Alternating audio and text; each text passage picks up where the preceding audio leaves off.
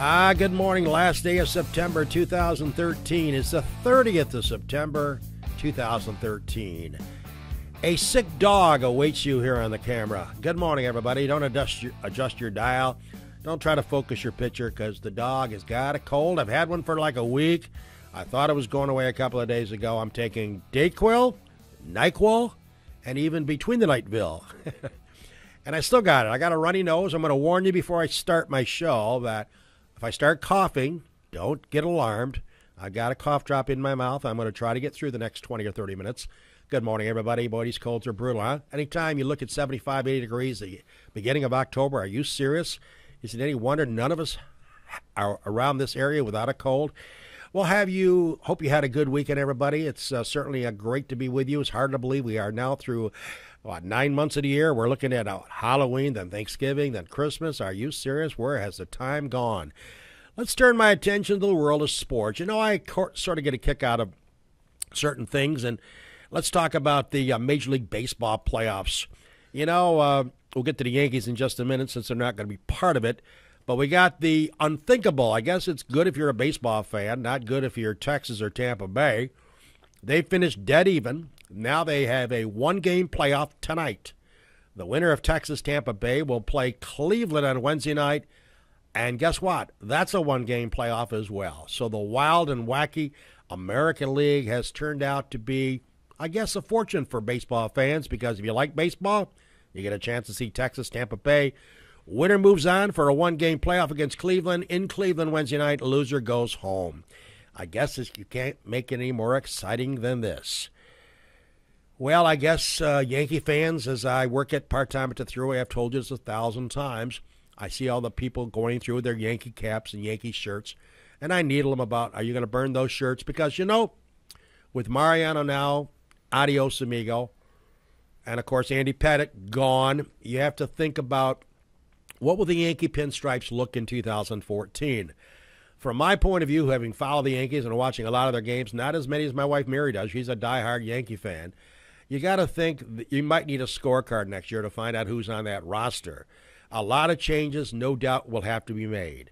One has to speculate. One has to figure that Alex Rodriguez, by the way, his suspension hearing begins today. He will get sat down. Will he get sat down for the 210-game punishment levied by Bud Selig? I don't think so. I think, in my personal view, the arbitrator will rule he might give him 150, which is basically the entire next year. I don't see him escaping without any punishment. I think I would be stunned if they kept the punishment at 210. So if you don't have A-Rod, and who cares, everybody makes a big deal of him hitting the most grand slammers in Major League Baseball history. Yankee fans will never remember the time that he went 1 for 28 with 24 strikeouts prior to that home run. I don't think the guy's certainly worth $27 million. I'm not sure he's worth $27 the way this guy has performed. Maybe the Yankees can cough up the money and say goodbye to him. You know, I would hope and pray that would happen. But let's talk about Jabba. Are you serious? They can't bring him back. They got to get rid of him. He is worthless. You got to get rid of Phil Hughes. Goodbye, Phil. He can't get Mother Teresa out. You got to look at the Yankees and Derek Jeter. Will he try to come back again next year? The man's nearly 40. He's on the DL, which is disabled list every 3 weeks. I hope and pray that he was going to leave along with Pettitte and Mariano this year. He's not going to do that.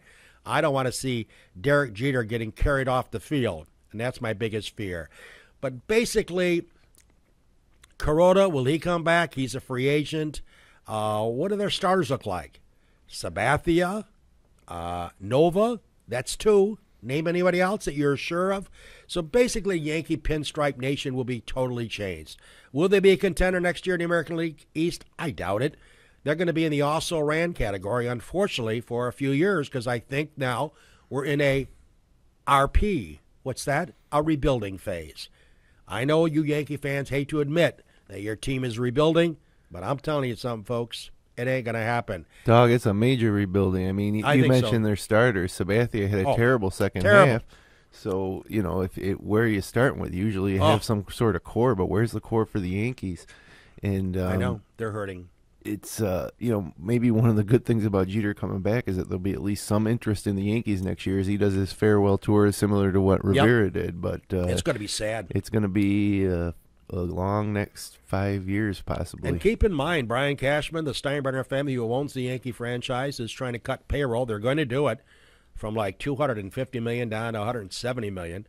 And they're not, I don't think, going to be buying drinks and buying players like we all remember them buying. The Burnett's and the Sabathias and the Teixeiras. What I about don't see Cano, that. Re-signing Cano? Oh, Cano wants $310 million. I don't think that... And you know what? I don't see the Yankees giving it No. to him, but I think there might be somebody out there that will come up with a contract for Robinson Cano around the $300 million mark. Is that stupid? Probably.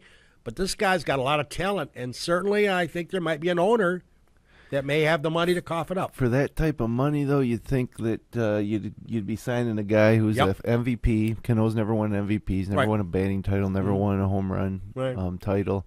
It's It's a lot of money. yeah, and it's similar to when the Yankees signed A-Rod for that type of deal. That didn't work out. I can't see anybody wanting to put themselves on the line. For It'll 10 be years. interesting. Yep. He's got a lot of talent, no doubt. Excellent second baseman, a little lazy once in a while, doesn't run out. Yeah, I can understand that. Speaking of baseball, Chicago, I'm singing now, my kind of town. The White Sox and the Cubs, statistically, together lost 190 games. I can't make this stuff up.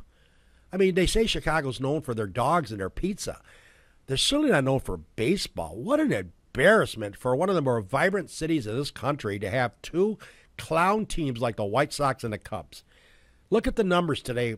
Now that the regular season is over, I think I may be off by a game or two, but I think totally they lost like 190 baseball games.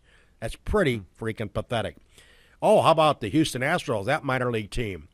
110 losses. And I watched a little bit of the game against the Yankees over the weekend, and they had a good crowd. I'm hoping they came to see the Yankees because I don't know that I could possibly be that bored to go to a Houston Astro game. I can't imagine me, even with free tickets, going to a Houston game. I don't know. I look at things much differently than maybe you, the viewer, but oh my. And we'll get to Jacksonville in a minute on the NFL side of it, speaking of horribility. But let's talk about the NFL. Another great slate of games yesterday.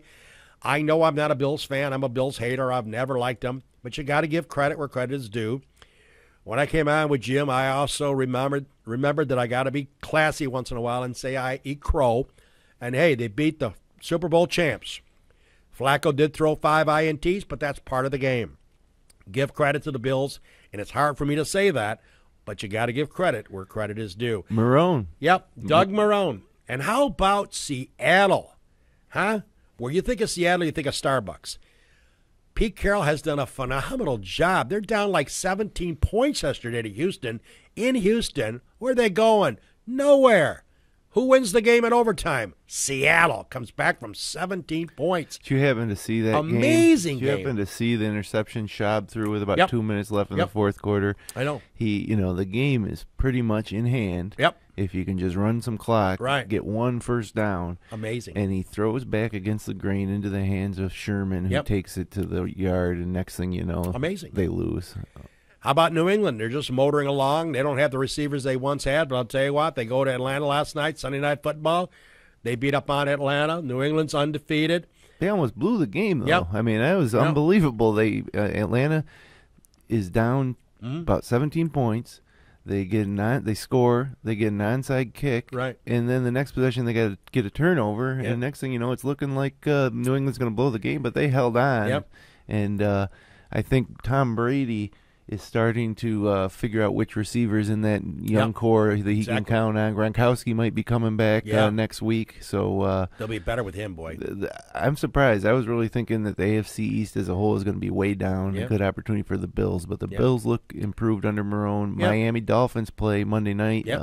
They look to be better, and New England looks to be business as usual. While meanwhile the Jets not looking so good. Oh no, they got crushed. By the way, I made a comment that the Jacksonville Jaguars in the NFL are the NFL's answer to the Houston Astros in baseball. What a pathetic franchise, huh? I mean, are they pathetic or what? At home yesterday, they lose to Indianapolis 38-3, something like that. I mean, come on, folks. If you're the owner of the Jacksonville Jaguars, you got to think about jumping off a bridge. You seriously do. I mean, what are you going to get for that franchise? Fans aren't turning out. It is such a disarray down there. And, you don't know what's going to happen. They do own the franchise, and I guess unless they sell it out or get the NFL to agree to move them, and not just move them, but move them and get different players. I mean, that's a pathetic franchise. Did you happen to see, speaking of South Florida or Florida-based NFL team, did you happen to see the crowd for that Atlanta or for the Arizona-Tampa Bay game in Tampa Bay? I have no idea. It was like 20% capacity. I couldn't believe it. This is an NFL game. I mean, Arizona's probably the worst draw on their schedule, right. But, man, there's trouble in Tampa and there's trouble in Jacksonville. I was shocked at the amount of open seats at Tampa yesterday. This is Weber This Week on a Monday morning, the last day of September. By the way, the Giants continue to look unbelievable horrible. No offense, very little defense. I hate to use the word quit because that's not part of Tom Coughlin's vocabulary. The two-time Super Bowl champion coach, could he be in trouble? I hasten to say that the Mara family would not get rid of him during the season, but you can imagine what the Giant fan base is doing today. They want his throat. They want his head. They're 0-4. They're going nowhere fast. I just have to wonder, can Tom Coughlin overcome the 0-4 start? And I think a coach deserves a little bit of leeway when you win 2 Super Bowls. How hard is it to win one of those? He's got 2 of them. But I'm going to tell you something, Jim. The Giant fan base, they are absolutely brutal. And they're going to be just screaming for some blood. And unfortunately, it's going to be part of Tom Coughlin's makeup. I just can't believe that you would ever let a guy who won 2 Super Bowls for you go. You wouldn't think so. And, looking at the team, they look bad. It's mostly offense, and they just can't run the ball. So, therefore, Eli has trouble throwing, and I don't know what the answer is. The offensive line needs to be improved. There's a lot of issues there. It's scary. We'll be checking it out during the week. I'm sure Tom's press conference this week will be real interesting. By the way, switching back to college, no surprise on my point where they got rid of Lane Kiffin, the formerly head coach of USC Trojans. The team has been up and down. Kiffin has been a controversial coach, obviously with a capital C.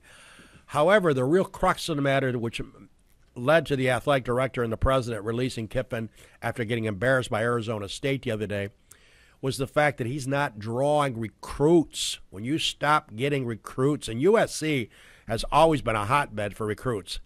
Most college kids like going out west. Weather's great, California, Southern Cal with their great legacy, their great tradition. But when you stop getting the big chunks of meat, the real prime rib, the filet mignon, and you get the ground round, you're in trouble. And I think that's one of the reasons they decided to get rid of him. Because a lot of the real hotbed kids in the state of California were saying, we're not going there. You think they don't want to play for him? I don't think so. Yeah, I think a lot of those kids, because Southern Cal, whether you like them or hate them, they always could draw athletes. Sure. They had the ability. They got a great tradition there. So I'm not really shocked at him getting fired. But you know what? Staying on college football, I know I have a bet with my friend Gordy Heinzman. I said Alabama Crimson Tide would go undefeated in the regular season. I feel pretty confident of getting my friend Gordy to take me to a fine restaurant of my choice and buy me a complete breakfast. Because I'll tell you something, folks. I've been saying this every week on this show.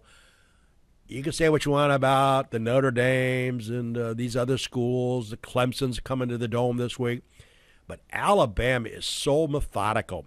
They were sluggish on offense against Ole Miss. Ole Miss was not Robert Wagner's family reunion that Syracuse played a couple of weeks ago. Ole Miss was 21st in the country. They were 3-0.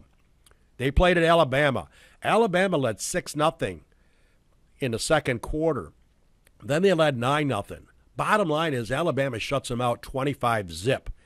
And even on a night where the McCarron and the offense is sort of sluggish, their defense is so intimidating. And I want to tell you something. I watch this team week in and week out. I'm sort of stuck on Alabama now because I just think they're so much better than everybody else in the world of college football. You really got to give a lot of credit to Saban because he's got horses. He's got horses with a capital H. And, Gordy, if you're checking me out this morning, save some of that cash, baby, because the dog will be knocking on your door in about, 7 to 9 weeks, picking up that breakfast because I can't see Alabama losing to anybody on their regular schedule. And, by the way, speaking of college football, I know Jim is pumped. Clemson Top 5 team in the country, run and gun Clemson, had an easy task the other night, winning by 45 points. They possess, I believe, one of the best receivers, according to the purists, the experts, a kid named Watkins. They got a lot of firepower. They run and gun. They like a fast-paced game. Syracuse, Jimmy, with your Orangemen, are going to obviously try to be fast-paced, but you wonder if you're going to be overly fast-paced against Clemson, who can run and gun with you. So it'll be interesting to see what Schaefer does defensively and from a strategic standpoint against Clemson. Do you try to go a little running game and keep the offense of Clemson off the Carrier Dome, or do you try to run and gun? Sometimes you're running and gun with a team that's better than you are on paper. You might end up getting blown out. I think that we find out a lot about Terrell Hunt. Yes. Like, Terrell Hunt could be, the next Syracuse's next Donovan McNabb. Could be. He looks like it. He's been one of the most efficient quarterbacks in the country so far. He scores a touchdown on 2 of every 3 drives. Granted, the talent hasn't been so good. Yeah. But think about when West Virginia came to the Dome last year, when we beat West Virginia, not in the Pinstripe Bowl, but in the regular season. They were a top 5 team. Sure. Thought we were going to get killed. We ended up really handing it to them. No, I know. I think Clemson's going to have a tough time in that building, and it's going to be a bit of a surprise for them. I think we can win the game. I think we can win the game 32-28. Syracuse wins. Okay, well, you know what? It'll be interesting to see. Hey, a couple of local golf notes. Actually, 2 actually. Played at Clifton Springs last week in our golf club. I was out of the club for like 7-8 years. I used to be in the club where you draft players. It's a fantasy golf league. My good friend Steve Ardia withdrew this year, so I got a chance to get back in. Ed Boudreau Jr., of course, David Rutz and Brad Jones, and a host of others make up the club, Dennis Coggins, Don Radford. We had a chance to play at Clifton Springs last Wednesday, where we played golf. We had dinner, and then we did our draft for 2013-14, because keep in mind, folks, the PGA Tour has changed now. Next week, after the President's Cup ridiculous fantasy thing they play this week, which is a joke. I mean, we can't beat Europe in the Ryder Cup. Guess what, folks? The rest of the world can't beat us in the President's Cup. It's like it's done with, okay? Don't even show up on the first tee. That's an embarrassment, because the President's Cup, the rest of the world, Europe can kick our butts. They've done it consistently. Well, with the President's Cup, what the heck? It's a joke. It's an absolute joke. What the heck does like an Asian tour player and a South African tour player have in common? So there's no camaraderie. Oh, no. Like in Europe, they have camaraderie. No, it's a joke. So don't waste your time watching it this week, folks. I won't watch 1 second of it, because the Americans, trust me, will win the President's Cup. It's going to be played at Muirfield Village, Jack's course, in Columbus, Ohio, starting up the end of the weekend again. But after that, the Fry.com golf event out in Arizona, I believe, the following week, which is a week from this Thursday. Believe it or not, folks, that will start the 2013-14 season. It starts up a new season where the official money goes to the end of this year, in the next year. It does a wraparound. Yeah, it'll be interesting. Brand new schedule. So you got the Fries.com, you got Vegas, and a few other tournaments, which count full FedEx points, big payoffs, not like some of the tournaments. But what I'm saying is the tour has changed their scheduling, so the actual tour gets underway. Used to start in January out in Hawaii. But it'll be interesting to see the field for those tournaments. Or the big names going to play. That's right. So, so that's going to be interesting if you're a PGA Tour watcher, which I am. You'll have to be. But speaking of Clifton Springs, we were over there playing golf. We had a gorgeous day to play. And what hole was it? You said the 4th hole? Par 3? I think it was the 4th hole. I think so. Par 3, just underway. Myself, Brad Jones, Dennis Coggins, and Don Radford were following Ed Boudreau, Dave Rutz, Mark Jones, and Doug Brown. And of course, they play from the men's tees, the real men's tees. They play from the blues. We don't. We're old, so we play from the up tees.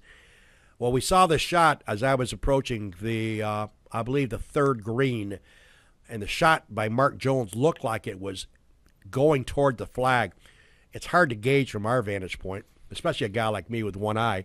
But it took a couple bounces, rolled up. It was a red flag, meaning up front, and all of a sudden it disappeared. First ever hole-in-one for Mark Jones, son of Brad Jones and Debbie Jones. So, Mark goes crazy. The foursome goes ballistic. Awesome. What a thrill that is. As we approach, they obviously go on to the next hole, still yelling and screaming like maniacs, which is great. I get up. I had just had honors after the third hole, and I'm playing from the up tees, and I can't recall. I think Jimmy's right. I think it plays like $180, $170 from where we were hitting it from. And I hit a 7-iron, and I hit it right at the flag, and my ball went over the hole, hit the hole, and ran by about 3.5 feet, which I went up and birdied. So, which was funny about this, we had a side wager with that foursome. Best ball. Mark Jones, no stroke, hole in one. What'd you have? A 1. Weber, stroke. I had a deuce. -1, I tied Mark Jones. That hurts. That hurts for Mark. Yeah. So that's the way it went. But congratulations out to Mark Jones. And if you're wondering if Brad Jones, the dad, ever had a hole-in-one, the answer is the opposite of yes. No. The only way Brad could have a hole-in-one is he went up to the green and dropped it in the hole. I like picking on Brad. We'll get a chance to play with him on Thursday and Sunday this week. And before I take a break, I need to remind you of some people who are obnoxiously rich and who I like to see lose. Floyd Mayweather, of course, one of the greatest boxers. You have to give him credit, even though he's a loudmouth. You got to give credit where credit is due. He about wins every fight he's in, and he hauls in millions and millions and millions and millions of dollars. And I'm not jealous. I think the guy deserves it. He's got a trade. People pay $100 to watch his fights on pay-per-view. Are you serious? I used to do that 30 years ago. It cost us $15. Today it's $100. So my point is he made all this money, and of course he's got tons of it in the bank already. So this past week, I didn't realize he was a Texas A&M football fan. He loves Johnny Football, Johnny Manziel of A&M. They were playing the Razorbacks of Arkansas over the weekend. I watched part of that game. The line issued by Las Vegas was 14.5 points. So Johnny Football's A&M team gave Arkansas 14.5. So if you bet on Johnny's team, you got to win by 15. Okay? He bet $300,000 on that game, which is legal because he did it through Las Vegas. So he put up $300,000. You lay 6-5 on a flat bet. That means if he'd have won the bet, he would have picked up $250,000, $250,000. Final score: A&M 45, Arkansas 33. I'm a math savant. 12 difference. Adios, Floyd Mayweather. I loved it. Not that he's going to worry about having his soup tonight. Not that he's going to have to worry about buying a tie, because I'm sure he's got millions left. But I love it. Obnoxious, ridiculous, ignorant, rich people that like to flaunt it and put it in the paper that he just bet $300,000 on a football game. And I was rooting like hell that he lost it. And the Lord, please, Lord, come through for the dog. And he did. Hey, by the way, how about Geneva football? Area teams, keep going. Guys are doing great. We are supporting here at FingerLakes1.com. Geneva football looks like the juggernaut of the area. They went on the road, took on East Rochester Gananda on the road. They came out of there, Jimmy, with a 25-20 win. It looks like they could go unblemished. Geneva looks good. Yep. Red Jacket looks really good. They're undefeated after last season's a great run. Out there in Shortsville, right? And Clyde Savannah is undefeated. Golden Eagles, yep. So I look at those three teams as being the ones to watch, is making some noise in the postseason, and all three of them at this point have a good shot of running the table. And that is. Well, we hope you've enjoyed our sports topics. I'm still making it through without gagging to death here on this cold that the dog has had. You know, I've been thinking about the merger and the fact that we're switching from sports and talking about school mergers. I, of course, was following the event since I was a Seneca Falls guy and I was a Miners graduate, and I knew a lot of my friends from Waterloo, and we tried this years ago. It didn't go through, and I was thinking maybe it would go through this time. It didn't. They rejected it again. I got a few comments to make about that decision when we come back after we hear from our great sponsors here on Weber This Week on September 30th, 2013.